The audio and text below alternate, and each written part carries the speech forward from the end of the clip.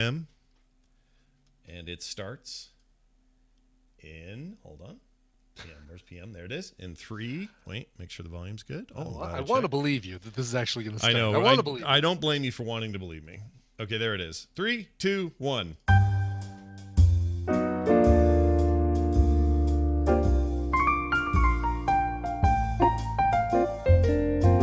This is the morning stream, but it's not in the morning, it's at night. TMS PM.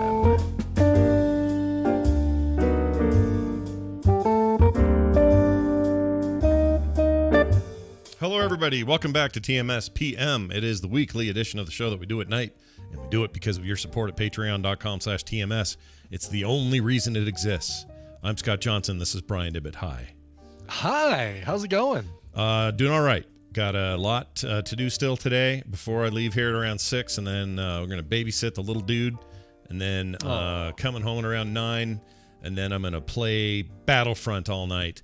And you might say, Scott, what are you doing? What Star Wars Battlefront? Dude, yeah, you've been tweeting about all this business. You've been having a great old time with this. Yeah, a little bit of a shooter phase at the moment.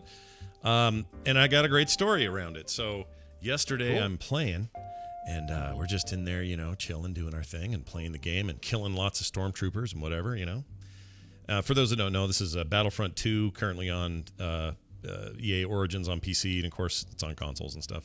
And sure. I hadn't checked in for a long time because it was very controversial at launch because they had a ton of microtransactions. Everybody was really irritated with. There was a big pay-to-win fiasco with Darth Vader or something. Like you could get Darth Vader if you paid for Darth Vader. Well, you could just get him much quicker, and also the perks that you can get in the game you would earn through paying for them.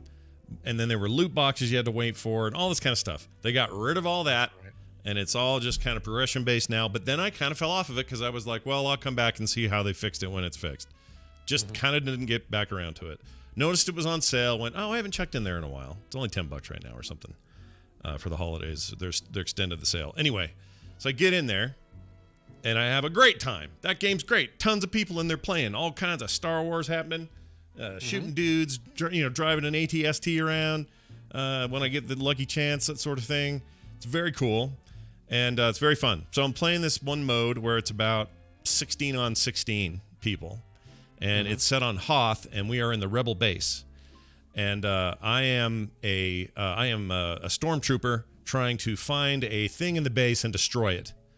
And then there's a bunch of Imperial dudes, Rebel dudes. Rebel. Yeah, Rebel.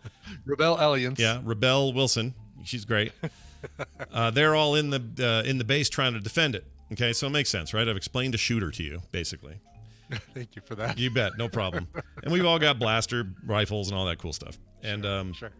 It's a beautiful game. That's the other thing. It's gorgeous. Anyway. It does. I remember getting the original one. On PlayStation 4, and it was a gorgeous game. Yeah, that engine is no schlub when it comes to shooters. Anyways, so I'm playing, and I'm losing terribly. Just getting my arse handed to me in a galactic way, man. Just getting murdered. And dude on the other team, at the end of the thing, sends me a little whisper.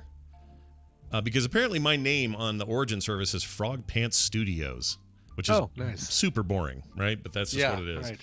It's not cool. Kill Noob 6969. Right. It's nothing cool. There's nothing edgy about it.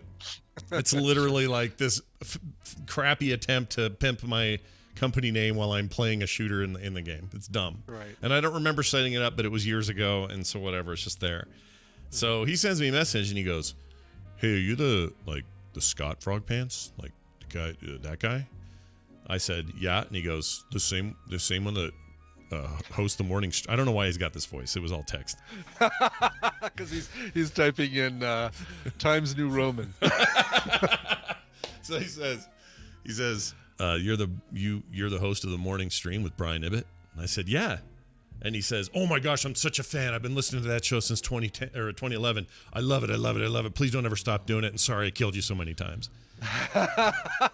That's awesome. So I want to give him a shout out. His screen name was Rosenhertz. I don't know his real name, but it was ROSEN, maybe an underscore. I don't remember. HERTS, Rosenhertz. Rosenhertz. It sounds like one of Fletch's nicknames or one of his aliases that he came up with. It does. Hi, I'm Larry Rosenhertz. Can I borrow your towel? My car just hit a water buffalo. Yeah, when he's out in fake Provo, Utah, in that one scene. right, exactly. But yeah, so Rosenhertz, if you're listening, That's cool. Yeah, it was fine. It was fun getting my ass kicked by you, and I'm glad to have you listening. And welcome back to the show. Nice. Yeah. What do you find that when you're a stormtrooper in Battlefront, does the reticle jump left and right every time you shoot so that you completely miss the thing that you're shooting at? No, in fact, you're not wrong to make that assumption given how poorly they tend to shoot, right? And I had my wonderings as I got into the game again. I'm like, do they make a thing out of that? Is that like part of this game at all? Wouldn't that be great if it was? It would. Yeah. It would be. So I tried it on both sides of the fight, and sure enough, they all have the exact same chances of winning and shooting and aiming and everything else. So they don't give you a disadvantage for being a stormtrooper, which is nice. Gotcha. The scout trooper is like the specialist in the scenario because it's a class-based game, and that means I've got like a sniper type gun and cool stuff like that. And as you earn points in the match, you can spend those points to buy the temporary use of, say, like Darth Vader or Luke Skywalker if you're on the other side, or these famous characters from the game. And they're kind of scenario specific. So if you're doing like a Naboo thing and you're running around like those dumb robots, the okie dokie robots, whatever they're called. Geez, the pit droids, yeah. Yeah, right. If you're doing those dudes, then... Or do you mean the... what were those called? The tall ones that Roger. Roger. That's the ones. I don't know why I said those okie guys. dokie. I hate those guys. Yeah, they're dumb, but they're cool. The pit droids are dumb too, but those are They're dumb, but they're fun to shoot with, but they're dumb. But if you're in like a Naboo scenario, then the dudes you're gonna buy on your side are like Darth's sorry, who was the robot with all the arms that had a bad breathing problem? Holy cow, I can't remember that guy. Grievous. General Grievous. Grievous, you can be him. You can buy up to him. You got to be careful with him, though, because when you die, all that stuff's gone. It's kind of like buying better guns in, like, Counter-Strike. You got the cash for it until you don't, so it's that sort of thing. But anyway, on the other side, the Rebel side, you've got, depends on the scenario again, but you might have young Obi-Wan, or and then if you're playing in like an old school thing, like you're in a like on Hoth, you can be Han Solo, you can be Princess Leia, you can be Luke Skywalker, you can be these things that are specific to the era. And I'll tell you what, no matter what I do, where I'm at, or what's going on, the minute somebody becomes Darth Maul, get the F out of there. Because he is a crazy SOB. He just comes flying out of nowhere with his two spinning blades going, and he says horrible things like, "Your flesh is weak," and he can just fly across the screen, force choke 3 of you in a radius, throw you at the wall, keep moving. Like, he is just, I have to hide when he comes out. I don't like him. Pisses me off. So he's totally OP is what you're saying. I feel like he's a little OP-ness, a little bit. He has some OP-ness. Yeah. Gotcha. Anyway, I've been having a lot of fun with it, cool. And I wanted to make sure to give Rosenhertz a shout out because, man, he worked me. He just worked me. He was the top point getter, too, at the end of the match, and just rocked everybody's socks. So, grats to him, and I hope I see him in game again. Yeah, very cool. Yeah, awesome. Game's very fun. It's I'm glad I checked back into it. They seem to have cleaned up their act on the monetization front, and it's a good game. Like, it's just a good, solid, fun game. And there are tons of people in there, like. You're never waiting for matches. Doesn't matter what mode you choose. You're just in immediately. And it's just a big bag of fun. I'm going to keep playing it. Super cool. Tell me about your lift thing. I want to hear that first. I decided. So I was going to trivia last night. Trivia didn't start till 8 p.m. So I decided, you know what? I'll kill some time and lift for a couple hours. And basically what I'll do is I'll just go out early. And then as I get like an hour away from start time of trivia, I'll set my destination as the place I'm doing trivia. And then if I get any rides on the way to there, then great. If not, then no big deal. Sure. Only got 3 rides yesterday afternoon. I kind of stayed north and a little bit west, but picked up a woman in an apartment. And this was a fun one because the leasing office is the one that actually has the address. So when you're looking at the map in Lyft, it shows you a push pin for whatever address they tell you is the pickup location. Yeah. And then you also see a little icon of a person sitting there waving with their hand up. and that's a rough location of where that person is, or where their phone is anyway. Okay. And so, and it's GPS based, right? So if GPS is being a little fiddly, it might shift them around a little bit or whatever. Totally, and Okay. it often does. It often fiddles them around. Yeah. And the problem with that is that you have to get close to the push pin location to swipe and say, I'm picking them up. You can't get close to the hand location. So if they start walking to you, that's great, saves you some time. But I figured out a way around where you like hit a button and then you can say, no, the person walked towards me, and so I can pick them up there. Yeah. But it's still kind of a pain in the butt because you don't know, all right, do I go to where they are, or do I go to where the push pin is? And so in this case, I went to the push pin. Okay. Picked her up and found out that she was really just going about 3 blocks over because she needed to buy beer at the Conoco. Wow. 3 blocks. Why not walk that? Just walk that. Because it was really cold. I guess it's actually probably more like a mile, but it was, it was a really short. It was like a 2-minute trip. So I'm like, all right, let's go. And I'm certainly not going to say no. And we drive over to the Conoco. And I said, well, here's the deal. I'll totally wait for you. And if I don't have a ride by the time you come out, I'll run you back to your apartment gratis, so you don't have to try and schedule another ride. But if I do get a call in between now and the time you come out with your beer, I'm going to be gone and you're kind of going to get stuck here. Yeah. So she's like, oh yeah, totally cool. It's like, all right. So she goes in, she gets her beer. I'm waiting. Oh no. Waiting. She comes out Yeah. and I run her back to her apartment. And just as we're pulling into the complex where her apartment is, I get a notification that, oh, you've got another ride to pick up. It's perfect. Oh, it was like good timing. the best situation. She's like, wow, no other Lyft driver's ever done that for me before. That's awesome. I'm totally going to give you a big tip. I'm like, oh, thanks. You don't have to do that. That's awfully nice of you to say, but I appreciate it. Did she do it? She give you a big tip? No, as of right now, I got 0 tips yesterday from the 3 rides that I did on the way to trivia. Aw, lame. So F you, beer girl. Yeah, Just she kidding. should have done Just that. Was kidding. like 2020 nice thing of the year to do so far, right. and she didn't That's give you a right. tip. That's a bummer. That's right. And you know what? We did talk about the fact that because she was from Salt Lake, we got to I got to find out, and so of course we started talking about how I know you. I've got a friend in Salt Lake City, and how do I know him? Well, we do a podcast together. Oh, really? What's the podcast? Oh, it's called The Morning Stream. Oh, really? Okay, well, I'm gonna check it out. So she could be listening. So no F you, beer girl. Or It was, like the tip, she's like, I forgot what you told me. I just wanted She my probably beer. did. Yeah, that's true. After a couple Pabst Blue Ribbons, she probably is not remembering. Did you actually see what kind of beer she got? Oh yeah. She just brought out a 12-pack of Pabst. Is Pabst any good? I'm not a beer guy, so I don't know. No, it's cheap though. It's, you know what? On the scale of good to cheap, it's one of the best cheap beers you can get. Oh, okay. But it is a cheap beer. There are many beers that you can get. Got it. There are many beers that you can get. This is no microbrew fat tire special. This is on the Coors Miller spectrum. So Gotcha. Well, Post Malone would like it then. He's a big Bud Light guy, I guess. oh yeah, then he probably would like the PBR. Sure. Yeah, Yep. for some reason. These rappers and the drinks they like. All right, I got a fun email to share with you. It gives me a little bit of Yes. indication, but also just maybe this will strike somebody else out there who's been on the fence. Okay. This is okay. This might turn into a recommendation. I love it. I love this too. John G wrote in. The subject is, Scott, I finally get it. When I saw that, I went, oh, what's this about? So I read this email, and this is what he says. He says, Scott, I saw Fury Road once in 2015. I didn't like it. It's just a movie about a chase, I said. What's so great about that?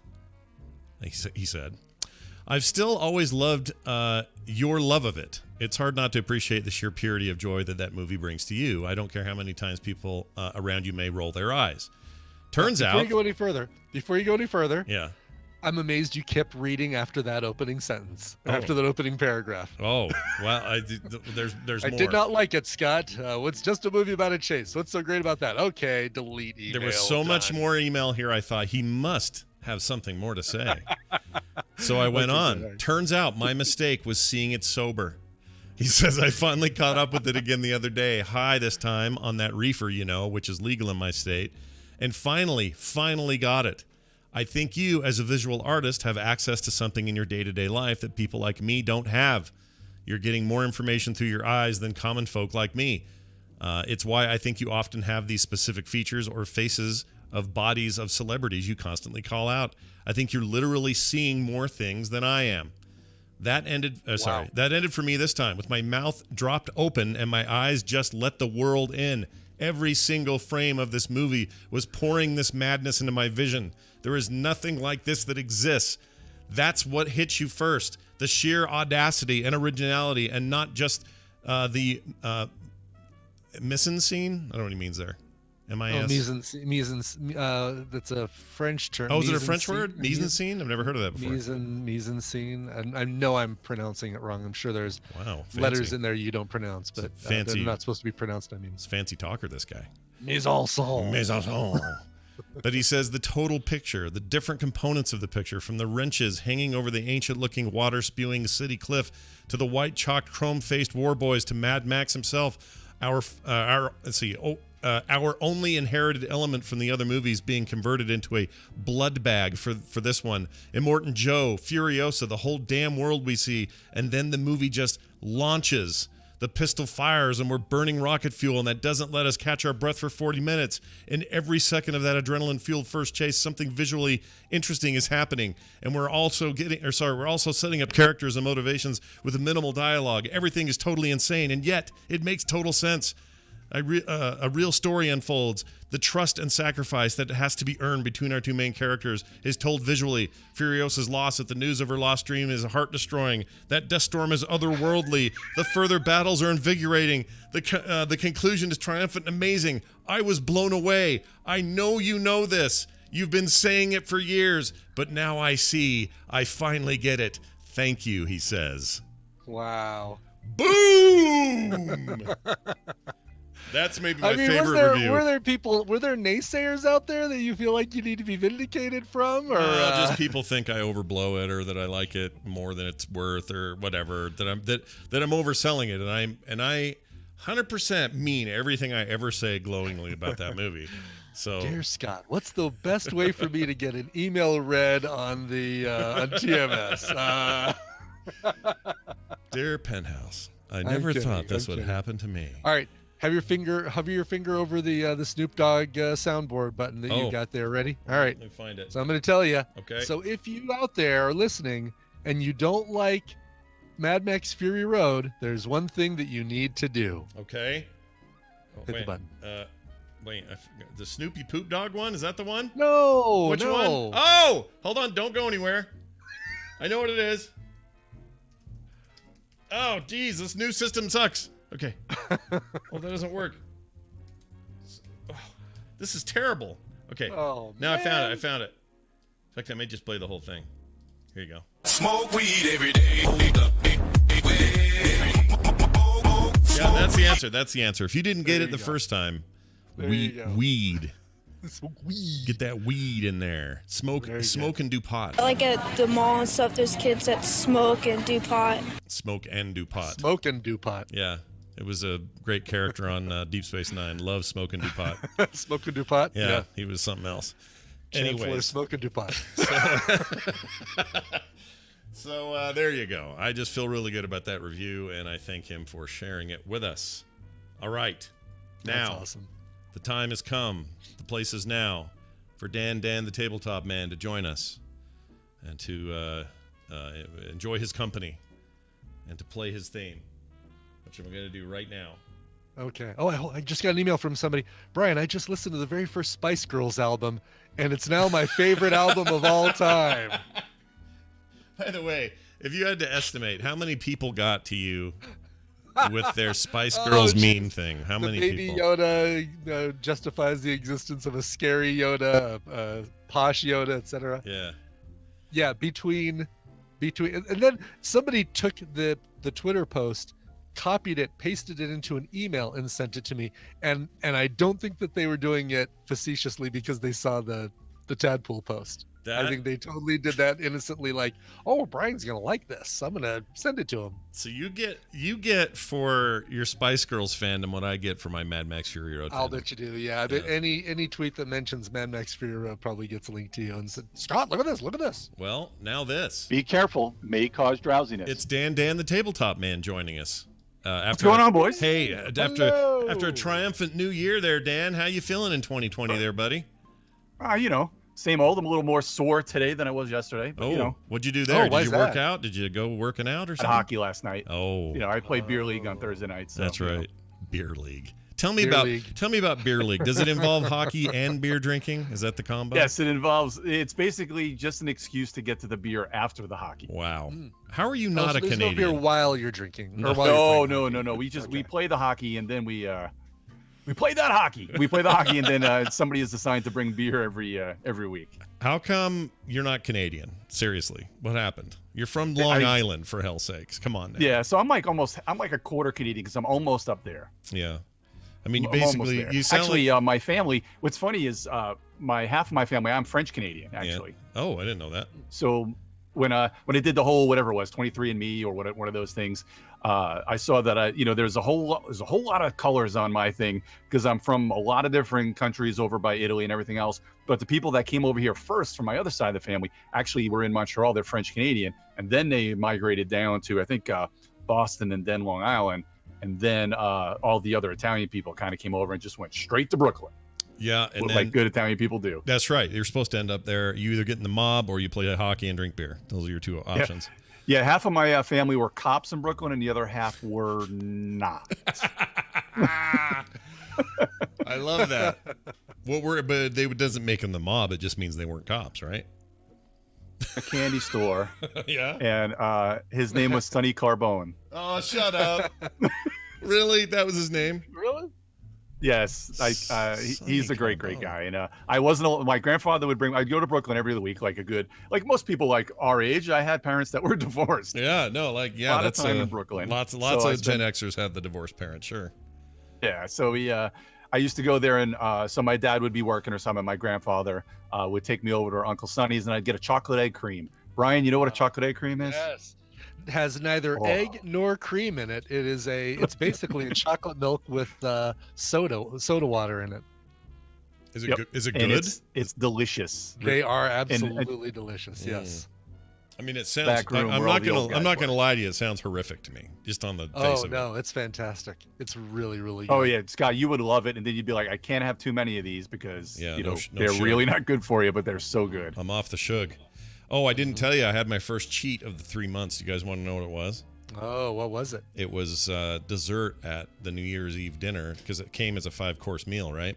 So they have dessert included in that, and in there they had a bunch of options, all of them sugary. So I went for the least of the sugary ones. Guess which thing had the least amount of sugar? Oh, geez. Was it a creme brulee? Yes, say Brian. tiramisu or creme It brulee. was a creme It was brulee. a creme brulee. The creme brulee had the least amount of sugar, which is literally like burnt sugar on top of sugar. The shell is it's sugar that the torch has been taken to. Yeah, That's I hilarious. basically had told Kim ahead of time, I'm like, this is the one night, and I told her I cleared it with Dan. Isn't that funny? I said I cleared it with Dan. He says, once in a while you can go for it and have a thing you like and then just be good. So I did. I was very good with everything else. I had that. It was overwhelming, like too sweet. I couldn't finish it. It was like, oh my gosh. That's the thing. Like if you're off it for a while, like I had a regular Coke for the first time in months this last summer, and exactly, it's like, oh my god, this is so sugary and sweet. I'm so used to the It's like pure Coke syrup, Zeros isn't it? or it totally is. It's like melted candy in your mouth. It's not good. So I'm happy to report I don't really miss it. It didn't make me, want to dive in and eat a bag of donuts or anything. Is that even a thing? And that is true because I tell Scott all the time, you got to make sure, and you too, Brian, because you're cutting out a lot of things. Every now and then you got to give yourself give yourself a little treat here and there. Don't overdo it, but Well- mind and body are connected, so you really want to make sure that you make yourself happy every now and then. Right. Yeah, this, in the stomach, not in other ways, Right. of course, but This in your last stomach. week was really good for the mind and not so good for the body because I actually went up 4 pounds. Let's just round it up. 4 pounds when I went in for my weigh-in. Wow. Wait a this minute. The morning. week before that, it was. Yes. That's weird. I What know. did you have I've that been was like, so? on Thanksgiving week? I stayed the same. I lost on Christmas week. I don't know what the deal was with New Year's, but yeah, it was Maybe so. maybe Kitty was like injecting you with something while she was distracting Ken you. and Kitty we're putting fat in the vents or something. Is just like inhaling going into my system that way. Damn, that's crazy. Well, anyway, other than that, I haven't made a goof, and I'm down another 2. So I feel like I'm doing okay. I go in for the blood test to check the sugar on the 9th. That's next week. It's the 3-month mark, and we'll see what. I can't remember her name. Granny Big Fist or whatever her name is. See what she Granny says. Goodness. Yeah, whatever the doctor's name is. I forgot her name. But anyway, we'll see how that goes. All right, Dan, it's good to have you here as But that's good, 'cause always. then they'll Oh, go ahead. Whoa. I was gonna say they'll probably do that blood test for you to get the A1C and everything. Oh yeah, that's the whole thing. They're gonna do all that day, and I probably won't get labs for a couple of days, but I just want to see if this worked. I didn't work out as strongly as I wanted in the final stretch, given my back going out, which is all fine now. My back doesn't hurt at all, but I went through about a month and a half of that time where my back just wouldn't let me do too much physical stuff that was out of control. So I do a lot of walking and things. So I'm hoping it's enough to do it. And then here's the great thing. I go to the eye doctor the other day, and it's just a regular checkup in January. Hi, Cindy. We saw Cindy Parkhouse there. She's a regular in the tadpole. Anyway, had a great time with her. Anyway, doctor comes, looks at my eyes, and I asked him, I said, I get this whole sugar thing coming up. A little nervous about it. Does it have, I hear it has effects on the eyes. And he goes, well, I can tell you. And he does the thing, and he says, you have zero sign that anything's weird with your eyes. I said, oh, that's good. And he said, well, let me show you what that actually looks like. And he pulls out this book, and on it is a big header that says diabetic, retinopathy, I think. Retinopathy, yeah, it's diabetic retinopathy. And he shows me these charts and then photos of it actually happening. It's gnarly. It's gross. Like, basically what happens is your eye, because there's too much sugar in your blood, tries to absorb it in the back of the eye on the retina and in the lens. And eventually the lens expands and gets too fat and gross and crusty, and the retina itself starts to fall apart and get cuts in it and all this weird stuff, and you go blind. He says you've got none of that, first of all, and second of all, you don't even have a lens, so that's not even an option because we did cataracts on you like 5 years ago. So you've got like a fake metal lens in there. It doesn't care about sugar, so it's not going to like expand or bloat or do anything weird. So he says you can take this sheet and look at it, but know that you don't have it. He kept making this really big point. He's like, just look at it. Now, you don't have this, but it's an interesting read about a thing that can be kind of scary. But it's a thing you don't have, he kept saying. Could you tell that he's had you freaking out about other things before? Yes. That he knows how to handle you? That was clear, for sure. But then I said, so I said to him, I said, this is weird. This is the most I've learned about any of this, and you're my eye person. Why doesn't my doctor tell me these things? And he's like, I don't know. Sometimes they just don't think they need to get that deep because you're not symptomatic. You don't have other problems. You're right on the edge. And I said, well, okay, just whatever. But anyway, so I'm real hopeful. The night's around the corner. Wish me luck. No more Suge in my life. It's just like Tupac. I don't have any more Suge in my life. Suge Knight is out of my life. Nice. And, All right. So what you watch out for when they do, a lot of those dilations and they take those pictures, a lot of those blood vessels, if you've got too much, if your sugar is way too high for too long, sometimes they almost look like they're breaking off and stuff. And I'm sure you saw that in some of those other pictures, that they're really funky the way those blood vessels are. So you still gotta, you still want to make sure you take care of your, your sugar, but that's usually a thing where they'll notice that after you've had it for a long, long time. So you get taken care of it this early is going to be a really good thing. So yeah, that's what he said. He says if this is a lifestyle change you're going to stick to, you're not ever going to see this. I said, oh, that's cool. He goes, yeah, I have patients who, are over the line and are technically diabetic, but even then they're looking at, they'd have to live poorly for the next 25 years for it to take effect on their eyes. Like he says, this isn't the sort of thing you'll just notice one weekend. And I said, oh, all right, well, that's good to know. And then he told a really terrible joke that I can't remember, and then I left. And that was the end of that. Anyway, they're all very nice people, and Cindy Parkhouse, if you're listening, they're amazing. Yes. You see a lot of when man, this is crazy stuff from when I was in school. I used to do rounds and stuff like that, and we would see some of these diabetic patients, and the doctors would tell them, like, because you have peripheral neuropathy, which is like you start having problems, feeling in your fingers and your toes, and you normally get it a lot quicker in your toes with the circulation really sucking to there, because people aren't getting a lot of exercise and the sugar is way too high, and they start getting like gangrene and stuff like that, where their limbs just start dying on them, their toes start dying. And this is a pretty nasty one. So one time I was working at a hospital at a VA, and this gentleman had for years, the doctor had been telling him, man, you've got to get your sugar under control. You have got to. And he just started getting gangrene and stuff growing in his feet and maggots. And he was in there. Ugh. I was actually, because I used to watch some surgeries with these doctors. He was in there to get his leg cut off at the knee. Ugh.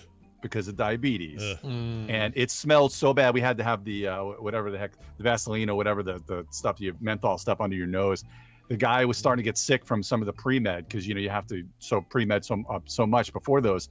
Obviously you're going to lose a limb, but man, the guy was starting to throw up and stuff, and he's like, nope, I can't do it today. And the one of the surgeons is like, this is the third time this guy's been in here to get his leg cut off. And he's like, and it's just getting worse and worse, and it's just eventually just going to start getting septic and just so bad. So hold on, third time he's been in there to get his leg cut off. How many legs does this guy have? No, but he keeps telling him no, he won't go through. He keeps bailing. Oh, gotcha. Yeah, he keeps bailing at the last minute. He had 3 legs to start with, or 4 legs. This is his last leg. This is the last one he has to stand on. He's on his last leg. Yeah, he's on his last leg. So this is weird, because I saw, it's not weird, but I saw somebody recently whose his feet. I saw this dude, and he had the feet of like the Gasoline Town guy in Mad Max Fury Road, just big clubby looking feet that he said he really couldn't feel anymore, and he walked real tipsy-turvy. He must have that going on with his feet, and that's enough to me. I mean, listen, there was enough for me then to say, hey, your sugar's a little high. If somebody said you're on the verge of like gangrene freaking maggot feet, right? I've never been so motivated in my life. There you go. I've switched now to just water and vitamins. I'm done with anything else. I'm never eating anything again. Right, exactly. Oh, that's horrifying. Celery, I mean, you'd be surprised. I mean, you pretty much have to do absolutely nothing and eat horrendously for years and years and years, and ignore everything, take no medication, nothing to get to those. But some people they just don't want to. They just don't do it, man. They want to watch their programs and eat their cereal. I get it. I know what's up. Yeah. Well, the good thing is when you get your labs back, they should see at least an upward trend in what you're going for. So they should give you, at least another year or another 3 to 6 months with your diet and exercise before they want to put you on anything at all. So hopefully they see, the weight loss and the A1C should come back where they want it. Yeah, so, that's what I'm hoping. Listeners, I hope you enjoyed our look into my Shug life. And, we'll let you know. Be the tattoo on your abdomen, by the way. I'm going to be Shug life. Shug life. And I'm going to show it to people, and I'm going to drink drank instead of whatever I'm drinking. A drink will be my new drink. Crunk drink. Crunk. Oh, yeah. I know how to do it. All right. So, Dan, I got a question for you before we launch into what you think we should be playing these days, and it's this. Sir. During the holiday, I played a game with the family. I'm not going to say what it is because I want to hear your answer first. It was really fun, and I really liked it, and it inspired me to think of a variant of some of the systems would work great for a game I have in my head. And so I'm thinking about building out a game that uses some of these ideas and then expands on them. My question to you is, given how closely you are connected to the tabletop gaming world, in video games, it's very common, right? Mechanics come up, let's say down the sights viewing on a first-person shooter. Now everyone does it. The Call of Duty back in the day added perks and leveling to characters and multiplayer that was never done in a shooter before. Now all of them do it. Like you start to see iteration, right, across the board. How frowned upon is that sort of thing in the tabletop world? If you take somebody's, that's a really cool idea, and I can think of this theme and add-on and other junk I want to do to it, but I just want to use kind of this core mechanic that I like that they do and use it in my idea. Is that like a thing where you're going to get banned from the world because they all hate your guts because you used an idea? No, as long as you're not completely. So as far as legality goes, you can pretty much steal just about anything as long as you're not stealing art assets or rules like copyright stuff. Right. Any of that, no. Now, and that's if you just pretty much stole the game, period. Right. Now, if you're making changes or using things that are just kind of like a spiritual, you're an homage to this game, but you're changing it, evolving it. That stuff happens all the time because, things like worker placement, deck building game, they're all kind of the same thing with just a little bit change to them. So that's fine. If you're iterating on things and you could even say, oh, this feels like Dominion, or this feels like, oh, it's deck building, but in a board game sense,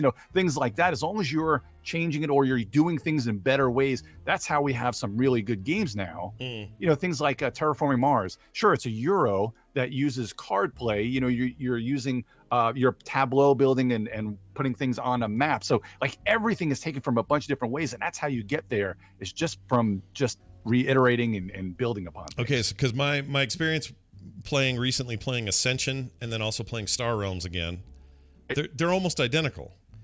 Like, right. They're not even the same developer. They're not the same people. They're both very successful. The same designer one of the same designers for Ascension designed Star Realms. I didn't realize that. Okay, well that actually makes sense. But again, that's him taking some of these ideas and making a new game out of it. Whether it's he doesn't own your own property. Ascension, right? Exactly. So, but he changed it enough. It was changed enough where it was basically became more of just a 2-player game, and there was a lot of other chaining things on it. So it was more of a spiritual thing.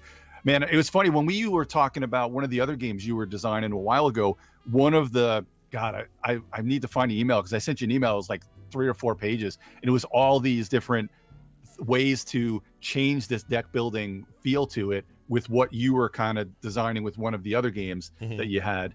And it was mostly deck building and kind of borrowing from a lot of these things. So that is pretty common. And if you're interested in deck building, man, we can talk because that's right up my alley and one of my favorite things to do. Well, I really like deck building, and that thing you're talking about is also still burning hot for me. I want to get that one done, and so we'll be talking about that. But I had this other idea. It's totally out of the left field, and we'll see if it goes anywhere. But I was just curious, because I know that it's a different kind of creation. It's a different labor of love. It's a different fandom than necessarily video games.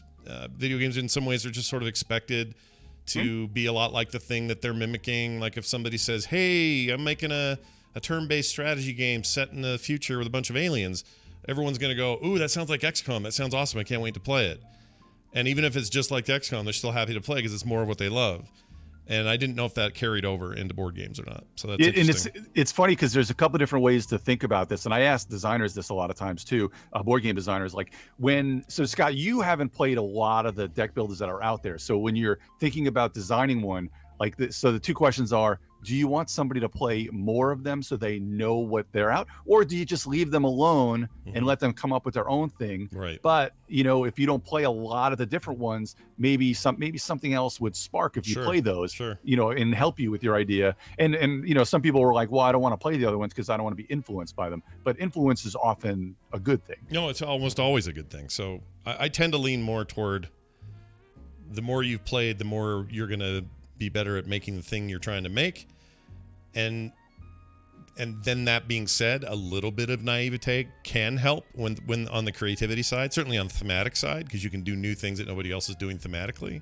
So there's a lot of there's a lot of thought there. But anyway. And especially with a video game background and getting into board games like that, you could there may be something that a lot of us board game designers haven't thought about as much because we haven't played a billion different video games, and there might be a mechanism in there that you could translate into the tabletop world that could really change deck building. Yeah, I agree. Change it in a good way. Well, give us a good recommendation that we should be playing now that it's 2020. It's finally time to be a tabletop gamer. What are we playing this year? What are we first starting with? 2. I'll give you a real quick one first that we're going to stick to Ascension. It's funny. I'm showing the box top to you, but my camera's not even on. I don't know why I'm doing it. But I'm doing it anyway. So it's Ascension, Skulls, and Sails. Now, I've kind of talked about this one a little bit in the past, but very, very briefly. So this is so Ascension has gotten just the base Ascension where you've got like the 6 cards in the middle. That has probably about 8 to 10 different iterations and expansions to it. Now, they kind of changed this up a little bit with Skulls and Sails, where you actually are moving around a board. Your kind of boat is moving around a board, and there's a kraken that can come and get you and make you lose some of your treasure. Now, treasure is something that came into a later iterations of Ascension. Scott, I'm not sure what do you remember which so the one I'm playing expansions you got? The one I'm playing on PC right now is just the core game, but they have all of these expansions, including the one you just mentioned. Skulls and Sails are available for it, but I haven't downloaded any of that stuff. I'm just sort of getting used to the core game, but they're all in there. So, and definitely like the Valley first of the Ancients, Gift of the Elements. Yeah, there's quite a few. A whole bunch of them. The first, if you can grab, if it's probably like in any bundles or anything like that, but the first few, just keep it as a real pure deck building, and it's real fun. Like the rest of them, I've got pretty much I backed a Kickstarter, God, it's probably been about 8 years ago, for pretty high, where I got expansions for life on the on my iOS. Oh, wow. So anytime they come out, it just kind of loads in there. But some of them, when you start playing like what I call Epic Ascension, where you just take every damn expansion and throw them together, it just gets crazy, like all the different randomness that can come out. Yeah, can you put, I mean, is there a limit to the number of cards you can have in a single game, or can you No, especially since it's computerized, there's no real limits. Oh, there may be some things that you're looking for, a chain or a combo, and you may never get something that combos with it very well, or two things may come out that combo perfectly. And then there's other things like the like portals, which was introduced in one of the sets, and there's a whole bunch of wackiness, and it's really, really fun. It's just that if you're starting it, I'd probably stick to the first 2 or 4 sets. Okay. Get used to that and really kind of fall in love with the game. I also recommend that people only play this. It's a pure strategy game when you play it 2 players, especially when you only have a couple of sets together. Yeah. But when you start putting like 4 players, there's a lot of randomness that just kind of can come into it, which is still a great game. But if there are people that just want that pure strategic head-to-head feel to it, right, you start getting too many players, and if as long as you like deck building, it's fine. But you may not want to. Some people are like, the downtime or the randomness, I don't really like that. But so what's Skulls and Sails? Also, there's a couple of different currencies. You're kind of moving around the board. If you are actually on a spot with a card, you may get a discount for buying that card or defeating that monster. And you also have crew that will also, you can turn in crew to also defeat a monster or acquire a card. And again, like I said, once you defeat the Kraken, somebody becomes the Kraken, then they can kind of chase after people and get the treasure. So Skulls and Sails, I wouldn't recommend putting that with any of the other sets. Just play it by itself. It does have, I'm not sure if it came out yet, but there's a second half of Skulls and Sails. That's they usually do them in two set blocks. So as long as you have looking on the PC version, and it says, oh yeah, they don't say. For the record, these are like Ascension's like $10, although this is all on sale a couple days ago. You can get the entire bundle, like you mentioned, for 15% off of that, so for like 17 something. Oh, yeah. But that doesn't include the Skull and Sails yet. I guess that's too new. Don't know if Skull and Sails is out for iOS but it should be soon. I just don't think it's out yet. Yeah. Highly reviewed really well on Steam so far, though. People seem to like this game. It's a really good implementation. It's been out for a while. Their other game, which was a spiritual successor, I'll just throw this to you if you guys see this out there. Shards of Infinity. Oh yeah, is the same designer. It's Justin Gary. Justin Gary is a great guy. He's pretty much Mr. Ascension. He was a Magic the Gathering pro. I think he's in the Magic the Gathering Hall of Fame as well. Jeez. But he designed Shards of Infinity, and there's a couple expansions. But that game on Steam is also excellent. Oh yeah, here it is. I own this. How do I didn't know I owned this. I have this. I'm going to play this now because I didn't know I had it. But you'll love it because you'll feel the Ascension in it. It's great. I'll have to text you what my login is, and we'll have to get a couple of 2-player games going on these things. Now, there. For those listening who are out of the whack on this and they don't know the difference between a deck builder and a CCG or something, the difference is a deck builder is a set number of cards that are available to you during the game. Whether you get the card you want or not, that's down to RNG. But you have a set number of cards. It isn't like, hey, I opened a pack and got 5 golds you don't have. It's not like that. And that's why I love these, I think, because it takes away that freaking loot box mentality around it. That's why I never could get into Magic. And there's no net decking and things like that. So yeah, Magic the Gathering's like a deck construction game. Yeah. Whereas deck building games, everybody has the equal chance of building these decks. So there are some deck building games where they're kind of a little more asymmetric, where you may start off with a different. Usually in common deck building games, you start off with the crappy 10 cards, the same crappy 10 cards each, and then depending on what you buy and decisions you make, that's how you're crafting and constructing your deck. Whereas sometimes there are some really good ones which are asymmetric. Gotcha. Hero Realms has some really good. So Hero Realms, which is kind of a fantasy version of Star Realms, you can actually get like a rogue pack or a mage pack, and you actually start off with 10 different cards, and that's really, really fun to play. Hero Realms is amazing to play, especially if you like this sort of thing. All right, Shards of Infinity is currently $7.99 on Steam if anyone wants to get the video game version. So it's pretty cheap. I don't know what it is on iOS or whatever, but it's probably, I think it's about the same. I think that often goes on sale, especially when they should be getting, I'm not sure if it's out yet, but they should be getting one of their expansions out on Steam really, really soon for Shards of Infinity. And this is pretty new. This just came out, May of 2019, so not that new, but new-ish. In the last, less than 12 months ago. So anyway, and some of the expansions in the tabletop, and Shards of Infinity isn't a big box. There's not a whole lot. Ascension can get pretty lofty to shuffle because you can end up with like a 6 foot, a 6-inch high deck of cards that you're trying to shuffle if you've got a bunch of expansions. But Shards of Infinity is not a very lofty game, so that would be a perfect one for you, Scott, to be playing at home. And Ibby, you'd love this too. Just the card play and the strategy that goes into these games is great, and there's not a whole lot of upkeep. You're not trying to keep track of a lot of things like Sentinels of the Multiverse, which I love, which is completely different. It has its own deck, but it's a superhero game. But there's upkeep like out the yin yang with this status effect, that status effect, and hit points and everything else. Whereas games like Ascension and Shards of Infinity, the upkeep is not very hard to keep track of. I like that. I don't like keeping track of upkeep. Upkeep can bite me in the butthole. I don't like it. It's one of those things I don't like. Totally. Yeah. All right. Cool. That's a good one. What else was I going to ask you? I don't remember now. I had all these questions because I played a bunch of dumb games, like just, Target kind of games over the weekend or over the holidays. And it was all very fun. Target has some good games. They're not dumb. You know what I mean? Like, just like, hey, let's play. Yeah. We didn't play Monopoly, but it was like, stuff like that. Like we played Uno. Sagrada over the holiday. Oh, so good. Really that is such a great game. With the colored dice, the transparent dice. Yeah, that game's a blast. Sagrada? And it's such a good puzzle. Scott, you would love Sagrada too. How do you spell it? How do you say it? Sagrada. Sagrada. Yeah. Oh, so 4 player. It's max 4 players though, so that's the only drawback to Sagrada. And there is a 5 and 6 player expansion though. Oh, really? Oh, yeah, look at that.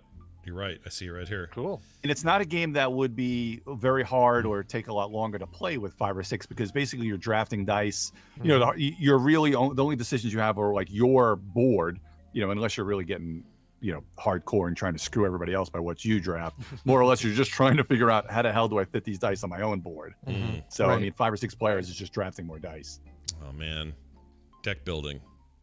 Sorry, I'm going down a rabbit hole on the deck building. All right. Oh yeah, you got questions about deck builders. If you see something you're wondering about, I'm the man. I used to call myself Dr. Deck Builder all the time because I love them so much. And the games that are board games that have really brought deck building into kind of a more complex board games, that's you're hitting the next level of just fun there too. Yeah, and I know it was kind of your jam, so it's good to know that. And people out there, like for real, I've never Dan has been one of those guys that if you have questions about this sort of stuff and you reach out on Twitter, he's never going to go or just ignore you. He'll answer if you got a question. So I say bombard him with like hundreds of you at once and just see how that goes for you. And I think I even did I'm not sure if I did or it's on my list to do a top 5 express of the top 5 deck building games. It's kind of one of those things. I think it might just still be on my list to do. All right. Well, very cool. Any other recommendations or anything before we go today? No, I'll save it. I've got like I said, I've got a lighter one that I was going to bring out, but we'll save that for next time. I like lighter ones, I guess. It's Dan the Tabletop Man. Don't forget, it's Geek Jock Blog on Twitter and the Geek All Stars podcast. Anything else you want to pimp? You got anything else cool? Sorry, not pimp. That's a sex trade thing. No, that's good. We're going to be doing. I'm working on that. Trying to say that less in 2020. Trying to anyway. Anyway, go ahead. I'm going to. We're going to be recording our spoiler alert. episode 9. What the hell? The Rise of Skywalker. Is that what it's called? My God, I Yeah, just call it yeah. Star Wars these days. Star Wars we're gonna 9, do- sure. Yeah. Yeah, so we're gonna do our episode 9. We do spoiler alert after some of these big movies where we just talk about the movies like everybody else in the world does. We just talk about it for 2 hours and spoil the hell out of it and argue. So that's Nice. coming up next week. Nice. I don't know if you heard. Did you hear our breakdown with Jury on Tuesday about the movie by chance? If you, I need to. if you get a minute, you I'll should have to check that listen. out and see what you think. Because we got to a Okay. lot of plot points that I hadn't been thinking about, the Jury had been thinking about. I still land kind of where I started, which was I had a good time at the movies that night. It was Yeah. a good time. Yeah. So Well, I it had didn't the same really thing sway with like me, but 8. yeah. I liked 8 way more right after I saw it until later, and I was like, I still kind of like 8. I don't know. This trilogy's weird. I'm all about the TV. I keep saying this, but I'm all about the TV now. I want my stupid Nano broke. So my Nano broke. So my podcasting world is all upside down because trying to figure out the stupid podcast app on my phone is a disaster. Your Nano broke. My gosh, man. Hold on a second. What year is that? What year are we in? Are you your Oh my God, Nano- it is old. Well, you know what it is, because I just sit there at work and all I do is play podcasts off the little Nano thing. So I'm also, I don't know if you know about this about me, Johnson. Yeah. I'm cheap. I know. No. You're like me. You're like me with the video games. You're cheap until it comes to some hot tabletop game coming out. But other than that, Yeah. yeah. Now, Until, which Nano is it? One of these 3 Nanos right here? Yeah. Which Nano do you got? Let me see, Brian. Oh no, it's a he a can't see square. him. No, it's not. It's just a small square one. It's like 1 by 1. Oh, it's like the Oh, old this watch one. ones, Brian. The other one you have. See, Brian's a one right here. maniac. Brian's a maniac. Look at all that. He has every Nano ever made. I'm gonna see if I can put up my. Let me see if this will go on here. If Yeah, it this won't little kick. The guy that turned into a watch. Oh, there he is. Yeah, that's the That's one. That's Yep. the one. Hold on, Dan. I'm showing the world. There you are. Hold that up.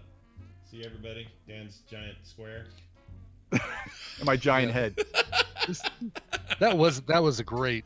This is a great device, but yours broke, huh? Yeah. So a very common thing is apparently the power button. After a while, it won't go down. So I've seen about like 4 or 5 different videos on how you can take the whole thing apart, and you got to put a little shard or something in there so that it actually you can do the powering on and off. So I just said screw it. I'm not gonna take it apart. I'll Not just gonna start. mess with I'll figure it out on my phone somehow. Yeah. Well, I wish you luck. If you're looking for a good podcast app, my favorite is Pocket Cast. Also, Downcast. Downcast is very good. Overcast and Overcast Downcast is are the good. 2 we use here in this house. Yep. Yeah. There's a whole bunch of choices these days, so you're in good hands. I think you'll be all right. Dan, the tabletop man. Everybody, Dan, take it easy, have fun, be good, and we'll talk See to you, you boys. next time. Bye Have now. a great week. All right, we've done it, Brian. Very cool. We have. We've done it. We've completed a Friday It's weird though. for the first time this year. Where did Skype crash or something? Hold on. Oh, really? On Do you this hear me side. still? Yeah, I hear you. Okay. It I just still can't- see you on Skype. Yeah, it's the second. Is it just machine. on the production computer? Yeah, the production computer just lost you. Oh. But you're back now. I see you. Oh. I see you now. Oh. All right. Well, that's going to do it for today's show. Big thanks, everybody. We'll be back Monday for a week of programming. Very exciting stuff. So come back and hang out with us. In the meantime, if you've enjoyed what you've heard here, head on over to patreon.com/TMS and show us that you love us. There's a bonus show we put out with every episode of the show that you don't get to hear unless you're a patron. And that bonus show is like this little extra chunk of stuff we do during prep and post work on the show and everything else. If you've never heard it, you're missing out. Some pretty funny stuff in there. A lot of Jamie's clips come from the pre and post show.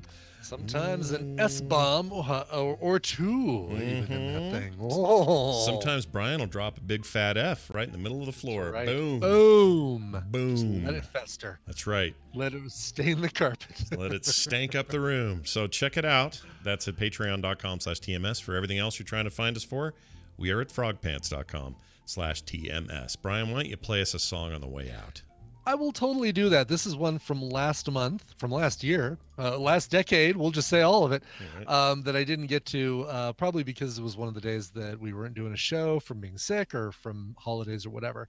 Michael wrote in, said, "Hello, Scotch and Bourbon. I know you don't do a show on the 21st, but my twin daughter's second birthday is that day. If you could please find a great song about sisters, that would be great. Extra points if you can find a song that Frank Sinatra had done before. They love Frank. Can Emma and Lila get some scooters? Oh, hell's blanket. Maybe. I still haven't gone through that drive. Okay, hold on. We're not going to leave them unneeded right. here. So scooters. I may not have the one you're looking for, but I got something. Okay, here's one. Environmentally conscious. Here it is. And then you say, lose your license because of the DWI. Scooters. And you both together, you say, we got scooters. You say that together. Don't want to offend nobody. I did. I guess I found the original file. I got to go through it. I love it. Oh, yeah, that's the best one. Yeah, anyway. All right, awesome. So here's what we're doing. It's a song called Sisters. Now, look, it doesn't have Frank Sinatra, but it is a cover of a song that was originally sung by Rosemary Clooney and Vera Ellen for the film White Christmas, which also had Bing Crosby and Danny Kaye. And if those guys aren't Frank Sinatra-y enough for you, then I don't know what to do for you. And it's sung by actual sisters, the Papini sisters, who are basically a Andrews Sisters style modern act. In 2006, they released the album Betcha Bottom Dollar. Had this song right here, originally done by Irving Berlin. Here are the Papini sisters and Sisters. This show is part of the Frog Pants Network. Frog Pants Network. Get more shows like this at frogpants.com. What kind of a deal? Oh, there's a classic. Never gets old. Nope. Chat's asking, the reason we're not doing Film Sock isn't because I'm watching the baby. It's because Randy has some thing tomorrow. Yeah, I put that up there and apparently got skipped over. I said Randy's scheduling issue. Yeah, you said it multiple times.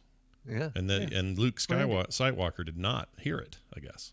I guess not. But now he knows. He did. He responded, "Oh, that's a bummer." But Dan Wally added, "Scott's watching Van." It's like, no, that's no. See, he wrote up here. He says, "Why no Film Sack tomorrow?" And then I said, "Oh, you wrote it. Yeah, you did say it."